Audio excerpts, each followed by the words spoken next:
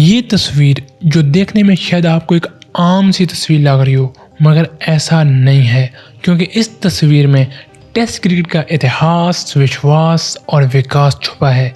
ये कहानी है उस ऐतिहासिक टेस्ट मैच की जिसने न सिर्फ इंडियन क्रिकेट बल्कि टेस्ट क्रिकेट को हमेशा हमेशा के लिए बदल कर रख दिया। इस मैच में वो हुआ जो क्रिकेट की तारीख में पहले कभी नहीं हुआ था। अगर आपने टेस्ट क्रिकेट की हिस्ट्री जाननी हो तो आप इंग्लैंड से पूछें। अगर आपने टेस्ट मैचेस जीतने की मिस्ट्री पूछनी हो तो आप ऑस्ट्रेलिया से पूछें। लेकिन अगर आपने टेस्ट क्रिकेट की पीक देखनी हो तो आप इंडिया ऑस्ट्रेलिया का ये कोलकाता टेस्ट मैच देखें। यही वो मैच था जिसने सही मायनों में इंडिया ऑस्ट्रेलिया के एग्रेशन को जन्म दिया था, क्योंकि तब ना तो आईपीएल थी और ना ही इंडियन ऑस्ट्रेलियन प्लेयर्स की दोस्तियां। तब वो एक मैच नहीं, एक जंग होती थी परंपरा और अनुशासन की। तो आइए जानते हैं आज के इस वीडियो में कि आखिर उस हिस्टोरिक टेस्ट में ऐसा खास क्या हुआ कि वो मैच हमेशा हमेशा के लिए इतिहास में अमर हो गया। उस मैच की तरह इस वीडियो को भी असल रोमांच और आनंद इसके बीच में है। तो आपसे दरख्वास्त है कि प्लीज़ वीडियो को एंड तक लाजमी देखिएगा, और अगर आपको वीडियो पसंद ना आए तो बिल्कुल भी चैनल को लाइक और सब्सक्राइब ना कीजिएगा। तो चलिए अभी बढ़ते हैं अपनी वीडियो की तरफ। तो कहानी शुरू होती है साल 1999 से, जब ऑस्ट्रेलिया टीम ने जिम्बाब्वे का टूर किया और टेस्ट मैच से एक दिन पहले स्टीव वॉ और जस्टिन लैंगर ने हरारे शहर में एक जू का विजिट किया और वहां पर वो एक शेर के पास गए, और जैसे ही वो दोनों शेर के पास पहुंचे, शेर ने झट से उन दोनों पर यूरेन कर दिया। दोनों ने उस चीज पर गुस्सा होने के बजाय उसको एक गुड लक चार्म के तौर पर लिया, और उन्हें लगा कि उनकी किस्मत बदलने में उस यूरेन का हाथ था, क्योंकि उस वाक़े के बाद वो उस ऑस्ट्रेलियन टीम से the mighty the greatest Australian team का रूप धार चुकी थी, जो हर टीम को चुनौती देकर उसको उसके घर पर कुचल देती थी। पिछले 2 सालों में सीरीज तो दूर, वो एक टेस्ट मैच भी नहीं हारे थे, जिनकी डिक्शनरी में हार का शब्द मिट चुका था। और ऐसे में उन्होंने टूर किया इंडिया का, और सीरीज स्टार्ट होने से पहले ही स्टीव वॉ ने प्रेस कॉन्फ्रेंस में ये स्टेटमेंट दे दी, हमारे लिए बस अब इंडिया का किला फतह करना रह गया है, जो हम करके ही जाएंगे। एक तरफ द ग्रेटेस्ट ऑस्ट्रेलियन टीम जो लगातार पिछले 15 टेस्ट मैचेस जीत चुकी थी, जिनकी बैटिंग और बॉलिंग लाइनअप देखकर अपोजिशन टीम्स की टांगें कांप जाती थीं। वहीं दूसरी साइड पर थी एक कमज़ोर और यंग इंडियन टीम जो फिक्सिंग से, टीम कम्बिनेशन से, इंजरीज और फॉर्म जैसी समस्याओं से उलझ रही थी। और फिर वही हुआ जिसका डर था। ऑस्ट्रेलिया ने पहला टेस्ट मैच सिर्फ और सिर्फ 3 दिनों में जीतकर एक क्लियर स्टेटमेंट दी कि जहां हमने बाकी टीमों को रौंद डाला, वहां तुम लोग किस खेत की मूली हो। पहले टेस्ट मैच जीतने के बाद प्रायः दूर अपनों ने ही तनकीद के तीर चलाना शुरू कर दिए। एक्स क्रिकेटर बिशन सिंह बेदी ने तो ये तक कह दिया, ये इंडियन क्रिकेट की मौत है। ऑस्ट्रेलियन टीम का मोराल जिस कदर हाई था, इंडियन टीम का उस कदर लो। उस पॉइंट पर अगला टेस्ट मैच जीतना तो छोड़ो, अगला मैच इज्जत से हार पाएंगे कि नहीं, उस पर चर्चा की जा रही थी। और ऐसे में कोलकाता टेस्ट शुरू होने से 2 दिन पहले राहुल द्रविड़ बुखार से उलझ रहे थे, तो वहीं वीवीएस लक्ष्मण बैक पेन से। उनकी रीढ़ की हड्डी और शरीर का ऊपर वाला हिस्सा बिल्कुल एक साइड पर मुड़ चुका था। उन्हें चलने और खड़े होने में सख्त दिक्कत होती, लेकिन उन दोनों ने उस सूरत हाल में होने के बावजूद वो मैच खेलने का फैसला किया, क्योंकि उस मुश्किल समय में टीम को उनकी ज़रूरत थी। इधर ऑस्ट्रेलिया टीम की जीत का सिलसिला अब 16 मैचेस पर पहुंच चुका था, और वो उस रैकेट को कंटिन्यू रखने के लिए अगले टेस्ट के लिए कोलकाता पहुंचे, और वहां उन्होंने अलीपुर जू में जाने का फैसला किया ताकि उनकी ये अच्छी किस्मत का जादू चलता रहे। लेकिन इस बार शेर ने उन पर एक नहीं 2 बार यूरेन कर दिया। ऑस्ट्रेलियन प्लेयर्स इस बात पर ज्यादा खुश थे, लेकिन वो बेचारे नहीं जानते थे कि उनका ये गुड लक चार्म अब बैड लक में बदलने वाला था। और ऐसे में जब कोलकाता टेस्ट शुरू हुआ तो ऑस्ट्रेलिया ने टॉस जीतकर पहले बैटिंग करते हुए 445 रन बनाए, और जब इंडिया की बैटिंग आई तो उन्होंने एक बार फिर मायूस किया और पूरी इंडियन टीम सिर्फ 171 रन पर ऑल आउट हो गई।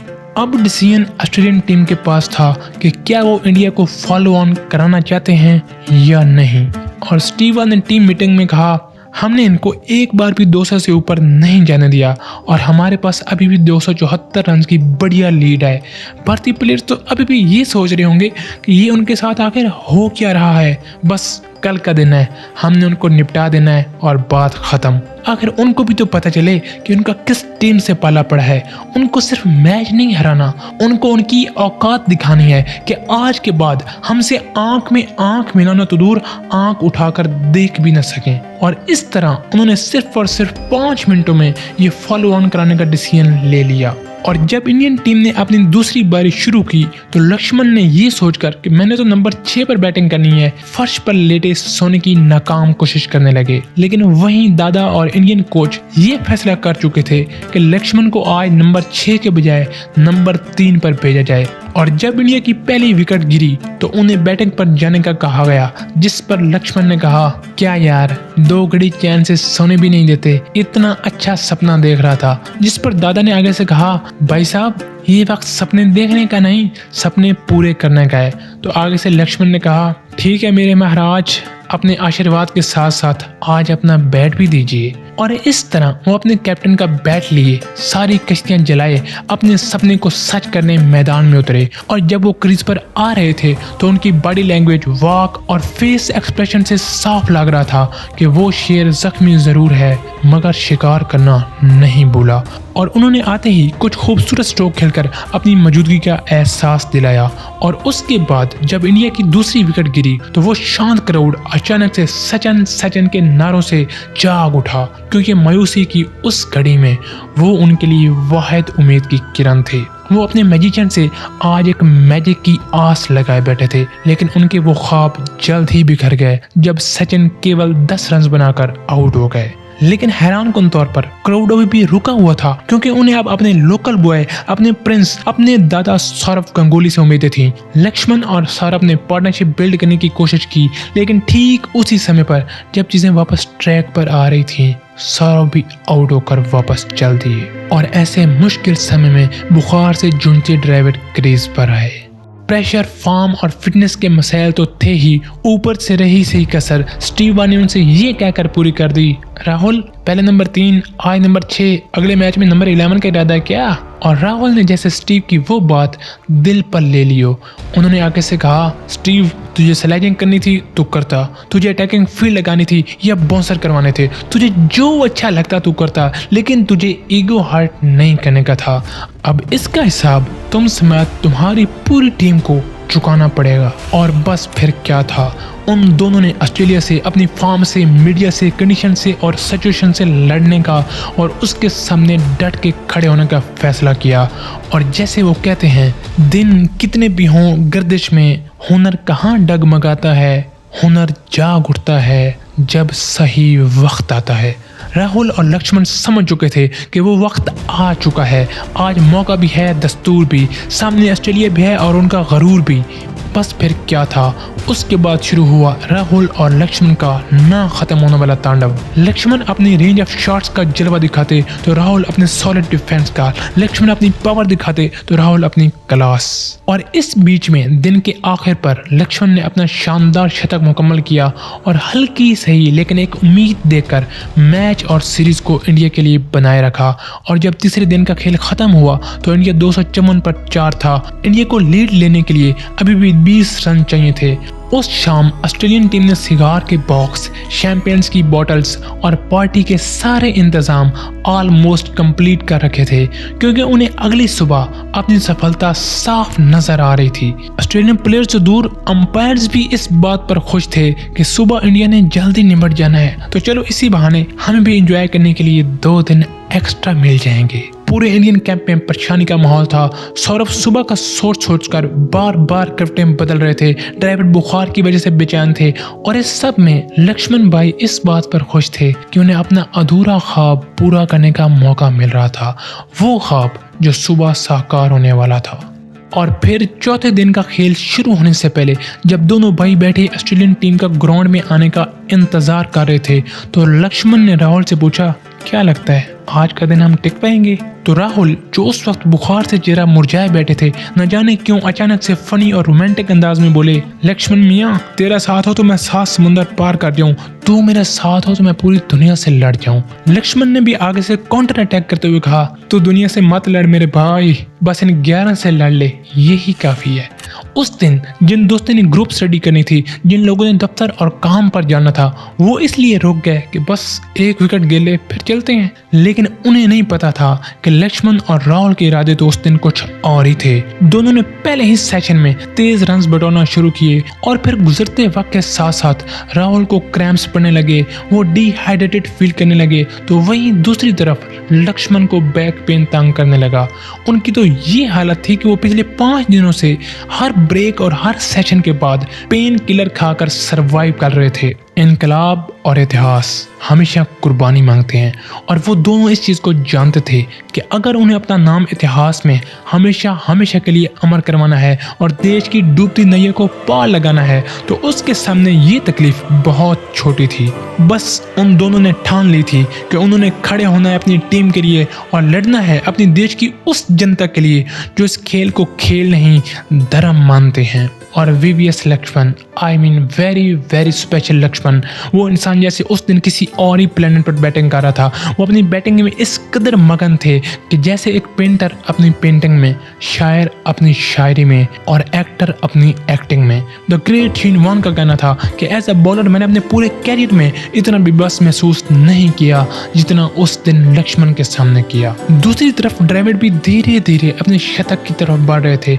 इंटरेस्टिंगली उन दोनों की पार्टनरशिप के दौरान सचिन ने ड्रेसिंग रूम में ये संदेश जारी कर दिया, कोई अपनी जगह से नहीं हिलेगा। बस फिर जो जहां बैठा था वो वहीं बैठा रहा। दादा बेचारे जो बगैर टी शर्ट के बैठे थे, उन्होंने स्टाफ से कहा, उठने तो इन लोगों ने नहीं देना, मुझे टावल ही पकड़ा दो मेरे भाई। और इस बीच में जब राहुल ने अपना शतक मुकम्मल किया तो अचानक से वो शांत राहुल का चेहरा गुस्से से लाल था और वो बहुत ही जोशीले और आक्रोश अंदाज में अपना बैट बार बार ऑस्ट्रेलियन ड्रेसिंग रूम की तरफ दिखाकर अपना मैसेज दे रहे थे, तुम लोग मुझे स्लेजिंग करना चाहते थे ना, शौक से करो, लेकिन तुम्हें ये नहीं भूलना चाहिए था कि इंदिरा नगर का गुंडा हूँ मैं, अपने दोस्तों का हाल पूछ ना पूछूं, अपने दुश्मनों की खबर हमेशा रखता हूँ। और फिर टी ब्रेक से थोड़ी देर पहले मोहन दालमिया, जो कि उस वक्त बीसीसीआई के प्रेसिडेंट थे, उनका एक मैसेज स्टेडियम की बड़ी स्क्रीन पर शो हुआ।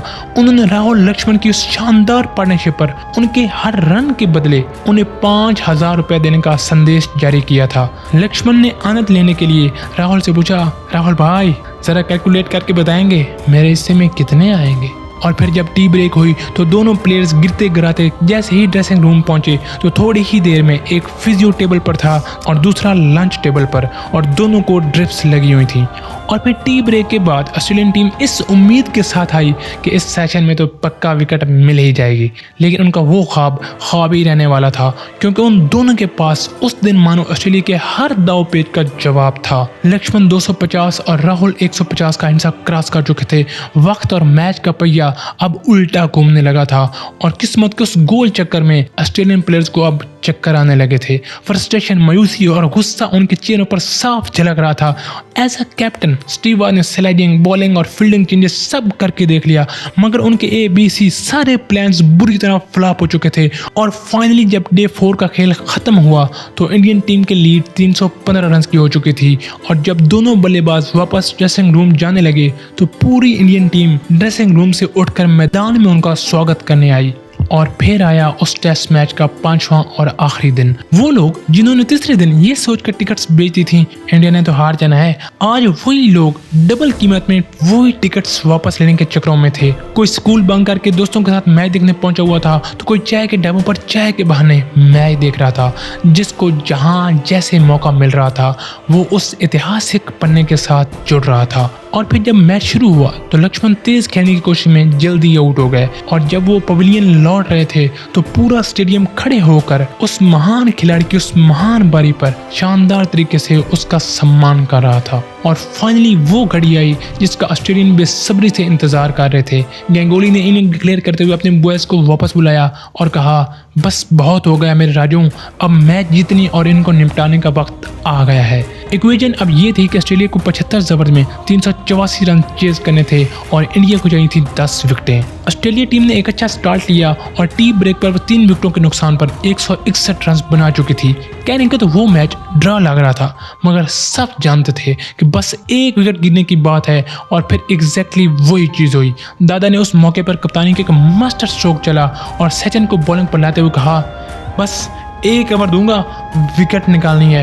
एंड गेस व्हाट, सचिन ने अगले 2 ओवर्स में गिलक्रिस्ट, हैडन और वान तीनों का पत्ता साफ कर दिया। ईडन गार्डन में बैठा 1 लाख बंदा अब उस मैजिकल मोमेंट के इंतजार में था और जब हरभजन ने मैकग्रा को LBW ट्रैप करते हुए अपील की तो अंपायर SK बंसल ने फौरन उंगली उठा दी। और उस जीत के बाद ईडन गार्डन के क्या सीन थे, आप टोनी ग्रेग की खूबसूरत आवाज में सुनकर देख सकते हैं।